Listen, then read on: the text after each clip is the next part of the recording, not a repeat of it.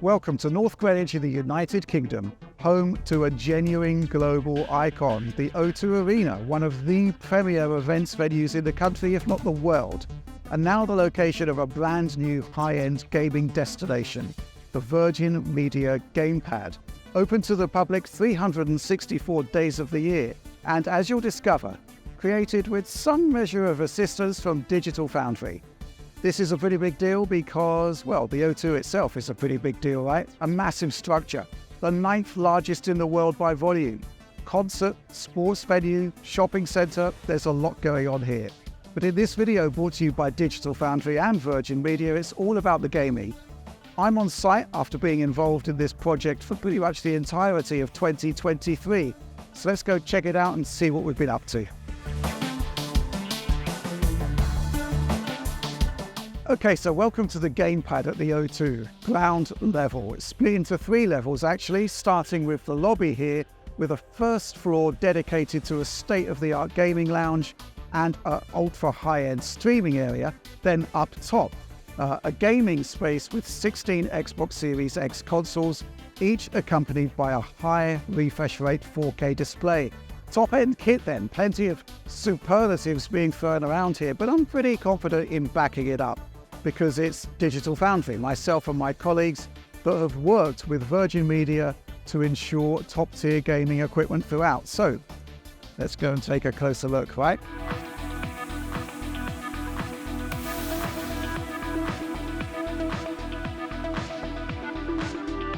Okay, so here we are in what's known as the Cave, and the idea behind it, pretty straightforward. Think of this as the high-end gaming lounge. The design of the room, lighting, glass walls, massive couch, and even the themed drinking water, that's all on Virgin Media. But Digital Foundry's involvement starts with the TV here, a 98-inch Samsung QN90A, full HDMI 2.1 specifications, which I'm putting through its paces here on Xbox Series X playing Ori and the Will of the Wisp, which is my go-to game for testing a new display. Full native 4K resolution on this one, uncompromised 120 frames per second action, and it still has one of the best HDR implementations we've seen in any game. Full HDMI 2.1 specs here, so the gaming hardware talks to the screen and automatically puts you into low latency game mode, with just a 10 millisecond display lag, right up there with the best displays on the market. Variable refresh rate support too for smoother performance in games that don't quite hit their performance targets. But yeah, a 98-inch TV. Somewhat better and indeed larger than the 75-inch one I've got at home. So why choose the QN90A? Typically at Digital Foundry we favour OLED displays, but the Gamepad is open 364 days a year, and we'd expect the screen to be running around 16 hours per day. That's the kind of punishment I'd be slightly wary of putting an OLED through. Also, costs increase massively when we're looking at a circa 100-inch screen. The QN90A here is LCD based with a quantum dot layer and mini LED lighting, so I'd bet on it being more durable, plus there are other advantages. Contrast is excellent for an LCD panel, brightness and HDR reproduction are top class, a better match for the kind of ambient conditions we have here. You need to consider overall brightness in this kind of environment. The QN90A is piercingly bright, even in game mode. So it's one thing to be sitting in the Digital Foundry office mulling over tech specs, right? But it's quite another to actually game on a 98-inch TV. And I'm not sure watching this video emphasizes how huge this display is. But let's put it this way, I'm 6 foot tall, about 72 inches. The QN90A here is 98 inches on the diagonal, about 8 feet 2 across then, 2.5 meters. The screen is huge, even for this large space that it's been situated in, and it's so big that it even catches your eye when you first enter the O2 Arena itself. Got to admit, I wasn't expecting that. It's pretty cool. Before we go on, it's worth pointing out that you're going to be seeing a lot of Xbox Series X around here, and that's primarily as Virgin Media partnered with Microsoft for the consoles you'll see throughout the Gamepad. In terms of all of our tech recommendations, we factored in compatibility across all current gen consoles and PC, so every kind of gaming hardware is accommodated should the need arise in future. So that's our involvement in the setup of the cave then. But I'd like to talk for a moment about the process here. Virgin Media took over this space from Sky News last year, and what we're sitting in right here used to be one of Sky's studios. When DF first started to talk with Virgin about the Gamepad, the whole space was being stripped back. Site visits were organised so we could take a look at the space. Contractor meetings were carried out, and essentially Digital Foundry's role was to ensure that the commitment to the gaming experience was there throughout the whole construction period. So whether that's choosing the right screen, commenting on whether multiple wireless joypads would work in a public space crammed with Wi-Fi traffic, the extent of the logistics here was pretty immense. And for me, it was a really interesting process to be involved in. Because, well, let's put it this way, we've never done anything quite like this before. Okay, so let's move on to the next room, and I'm quite excited to show you what's going on in there.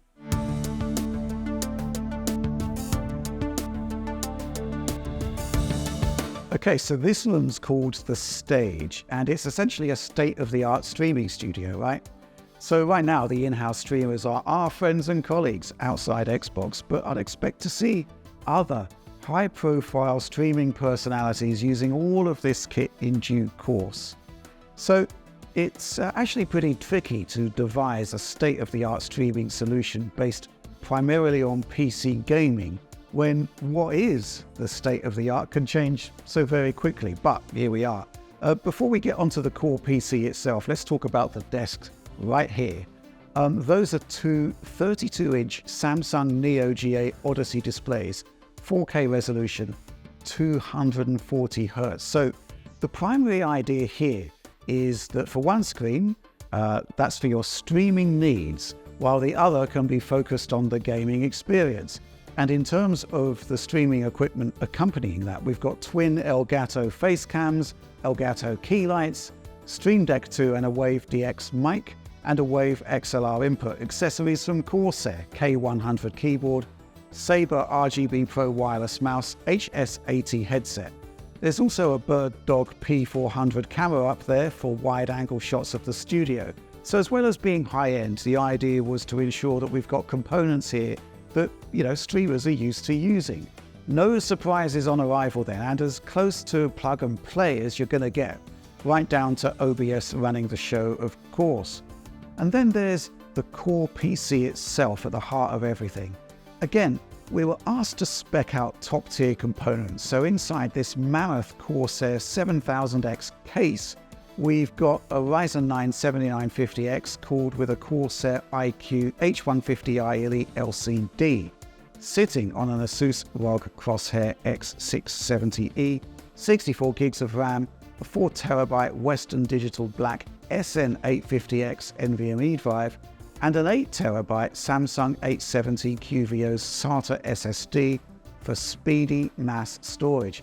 You can't really fail to notice the GPU. The RTX 4090 is the best graphics card money can buy right now, and this one is the high-end MSI Supreme model. And yeah, we've got a Corsair HX1200 Platinum power supply in there. System integrator Scan went nuts with the RGB for the finishing touches there. That at least is nothing to do with us, but it certainly makes a statement in this environment. So ultimately, we spec'd out a no-holds-barred PC with top-of-the-line components, twin 4K high refresh rate screens, and it's all hooked into Virgin Media's gigabit internet infrastructure. So no real worries about bandwidth here. You're good to go. Again, it's been a bit of an experience to come here and visit the finished studio when so many months were spent discussing various possibilities. But when I first came into the room, it was great to see that the money had been put into our frankly absurd specifications, and I think the design of the room overall really emphasizes the quality of the tech as well, weird as that might sound. Okay, so let's move on. We've got one more space to check out on the top floor, the balcony level.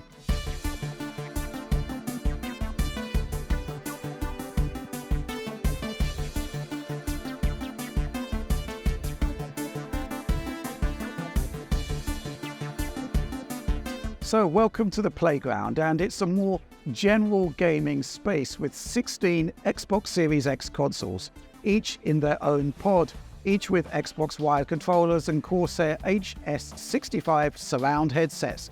So all of the Xboxes here have Game Pass Ultimate installed, so basically you've got instant access to a wealth of games accessible via wired gigabit internet. Though obviously a bunch of games are going to be pre-installed when you arrive.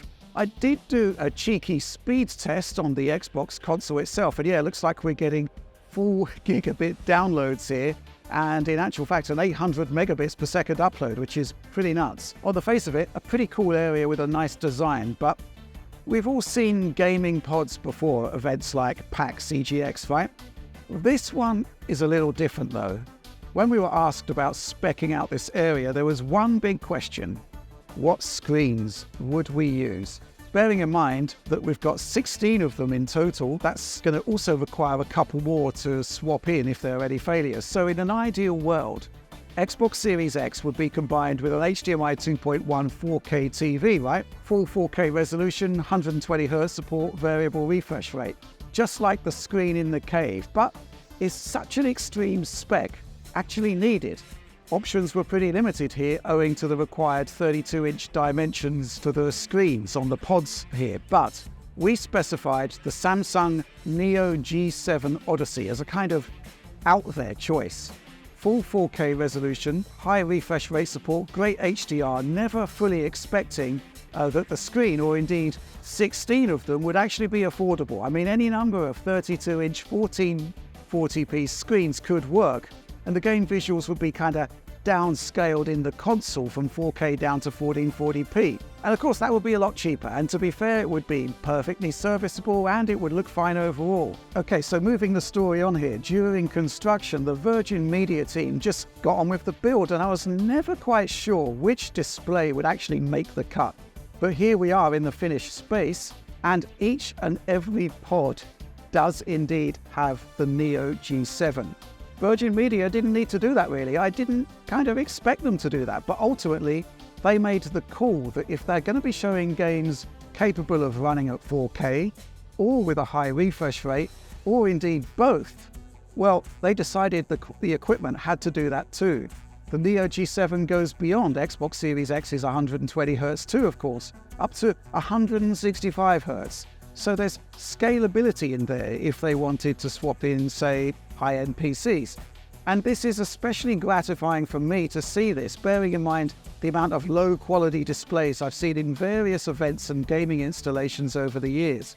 So that's the playground, and that's the end of my tour.